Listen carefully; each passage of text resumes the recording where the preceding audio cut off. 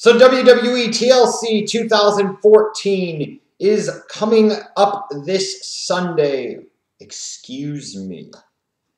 WWE TLC tables, ladders, chairs, and stairs is coming up this Sunday on the WWE Network for only $9.99. Oh boy. Indeed. It's been funny. I've talked about this and referenced this throughout the week that even though I kind of know that TLC was coming up this Sunday, I keep forgetting, or maybe I keep trying to mentally block it out. And I keep having to get reminders that it's this Sunday. I mean, maybe I'm just that disengaged from the product currently, and that might be the case. But man, it was kind of like here with Survivor Series. I just don't have a lot of interest going into the show. Now, with that being said, I can say is that with the implementation of, extreme match type of stipulations where you involve tables, ladders, chairs, and stairs, and all of them into a match, this would be a hard pay-per-view for WWE to totally screw up. This would be a hard pay-per-view to see it totally suck.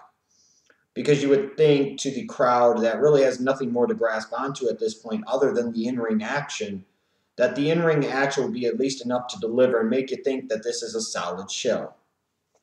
That's kind of what I'm expecting out of TLC this coming up Sunday. Tables, ladders, chairs, and stairs. Oh my!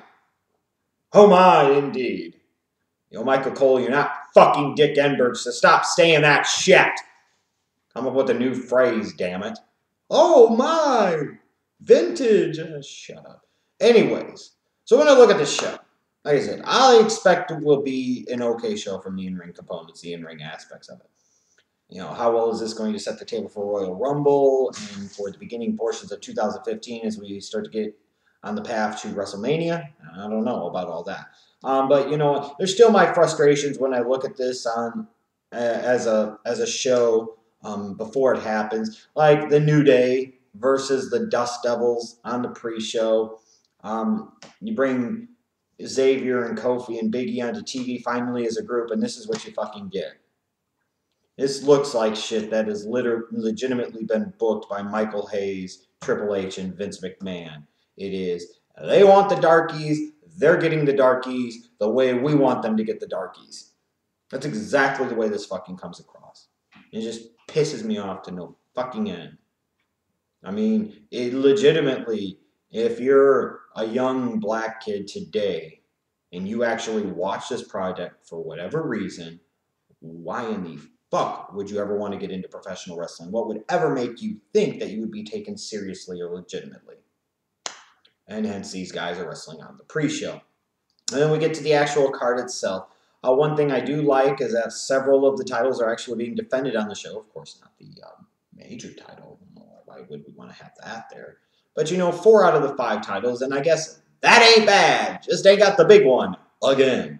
But the U.S. title match between Rusev and Swagger, I don't have much interest in seeing this. I don't know why they're going right back to Swagger against Rusev. Maybe it's because they are getting ready to send Reigns at Rusev, or they're just trying to buy time for Rusev and giving something big beat at TLC before you head to the Rumble and afterwards. That might be what it is. I'm just not really sure why they're going here. And I'm not sure I really need to see it all that much again. You've got the tag title match between The Miz and Mizdow versus the Usos. And this should be fun. It should be an exploration of just how over the Damien Mizdow character is. And it'll be interesting to see if they start to advance, Damien Sandow, the Mizdow character, as a babyface more and more, and if they start to plant the seeds for a split between these two guys heading into WrestleMania season, where I think these two guys should have a singles match, so that way you can launch Damien Sandow on a much needed and necessary required babyface run. Should be a good match, though, even though it doesn't have any type of stipulation to it, which I think is a shame, because you look at the Usos right now, and they kind of are the standard bearers for that tag team division. And they're one of their most over talents, especially from a merch sales moving standpoint, and frankly from a live crowd standpoint.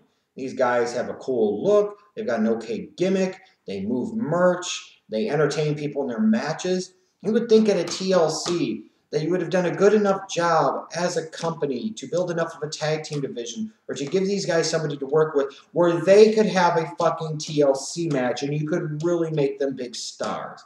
Instead, they just get a standard run-of-the-mill tag title match here. It's a shame, but it is what it is. The Divas title match between Nikki Bella and AJ Lee. After what we saw at Survivor Series, I most certainly don't have any type of expectations at all for this, and nor should any of you. The IC title ladder match between Luke Harper and Ziggler just feels off to me on so many different levels.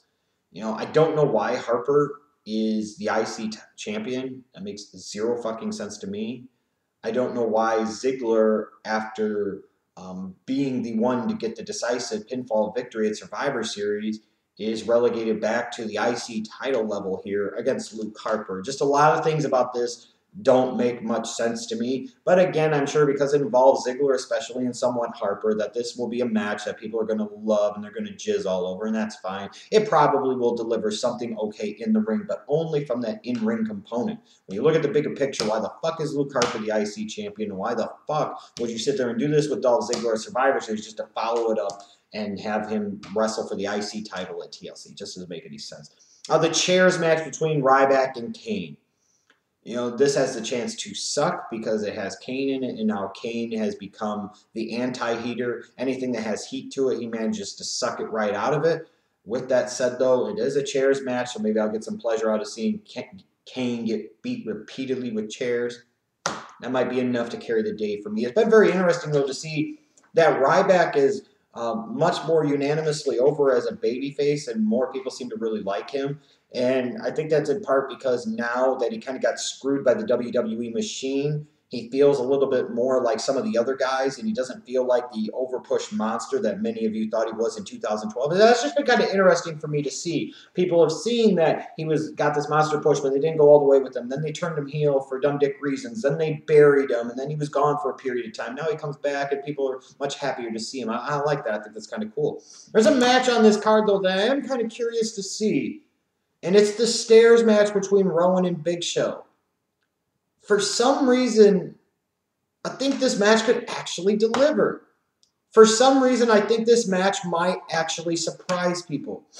And I've been a little surprised in the fact that while Rowan's music, I think, is god-awful, and I'm not sure what they're actually doing with him as a character, the people have actually kind of gravitated to him a little bit. People actually like him. Like, I figured once they split off from Bray Wyatt that Luke Harper would be okay and do his own thing. I wasn't sure about Eric Rowan. He was kind of like the designated Wyatt family jobber, and I wasn't sure that he had it to where he could connect with the audience on his own.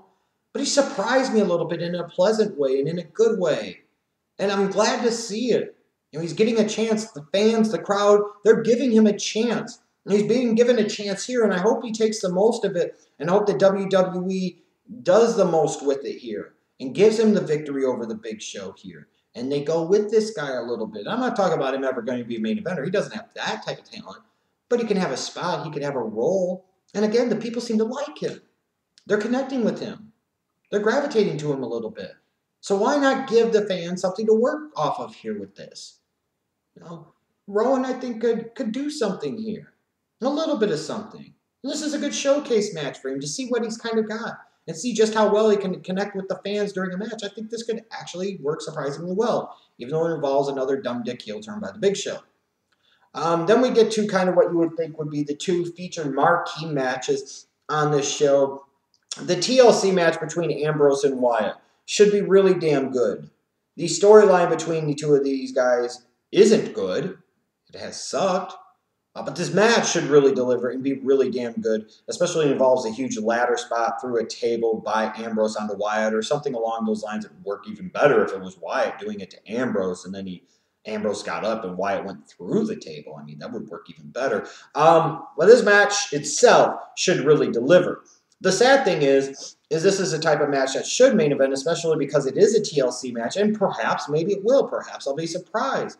But I don't think it deserves to be. I don't think the storyline or the feud between these two guys or the reason for issue between these two guys is strong enough or good enough or has been written and booked well enough to where these guys deserve a main event at this pay-per-view.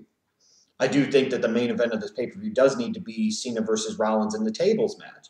You know, I kind of look at this and I'm saying, you know, it's good on the one hand that Rollins now, I think, what is it, 3 straight pay-per-views that he's main evented? Hell in a Cell, Survivor Series, and now TLC. Because I'm assuming, again, that this match with Cena with what's at stake will be the main event. In this case, it should be the main event because it's following off of what happened at Survivor Series. It's giving Rollins another pay-per-view main event. What's on the line and how it builds into the next pay-per-view. This match should be the main event, even though it's just a tables match. It makes me wonder, are we going to get into the really, really stupid category where Cena will lose, but it won't fucking matter because they'll wipe out the result within 2 weeks with what they do on TV, and then Cena will still face Lesnar at the Rumble for the title? Is this where they're going to have it be, you know, Rollins gets the victory, but of course it's a tables match, so you protect Cena, oh, fucking Christ. Or is this going to be a situation where Rollins loses because maybe Roman Reigns returns in the main event and he goes after Seth Rollins and he helps Cena win? You know, especially if the numbers are against Seth Rollins here. This is very possible. This sets up to be a match that could totally reek of the suck. It really could. It reeks of the match that will close the show, that will have everybody pissed off and will attempt to negate most of the progress made on this show and most of the good things that happened in the ring on this show, because people will be like, it's the same old fucking Cena shit. And now here comes Roman Reigns, and he's going to get the fucking Cena treatment. We'll see what happens. You know, but it is very clear and evident to me at this point in time just how badly the WWE product needs their WWE World Heavyweight Championship, and they need their WWE World Heavyweight Champion, Brock Lesnar. This was ridiculous to sit there and basically go from Night of Champions until now, and you don't have him involved at any point in time. That's just ludicrous. That's just stupid. And it has been. And it's affected the product. It's hurt the product very badly. And it was a concern that I had about this company because their product was so based on and revolving around the WWE World Heavyweight Championship. What were they going to do with it out of the fold for 3+ months? Vince might sit there and say the belt doesn't matter that much. Well, that just shows how out of touch he is with his company and his fucking product, because it's the most important thing to have. Because everything they do as a company is based off of that. Now for the past several months, they haven't had that to work backward from or work down from. It's been bad. So like I said, come Sunday, I expect this to be a show that has a couple of matches that people would jizz over. Probably Ambrose Wyatt, probably the ladder match for the IC title because Ziggler and to a lesser degree Harper's involved. I assume people will probably bitch about Ryback and Kane. I assume some people will bitch about Rowan versus Big Show, but some will see it as an opportunity for Rowan and some will kind of like it. You'll see some other forgettable matches, and then you'll get a main event that will ultimately piss everybody off. That's my prediction. That's what I expect. But what do you think? What do you expect out of TLC this Sunday? By all means, let me know down below. I can't wait to see.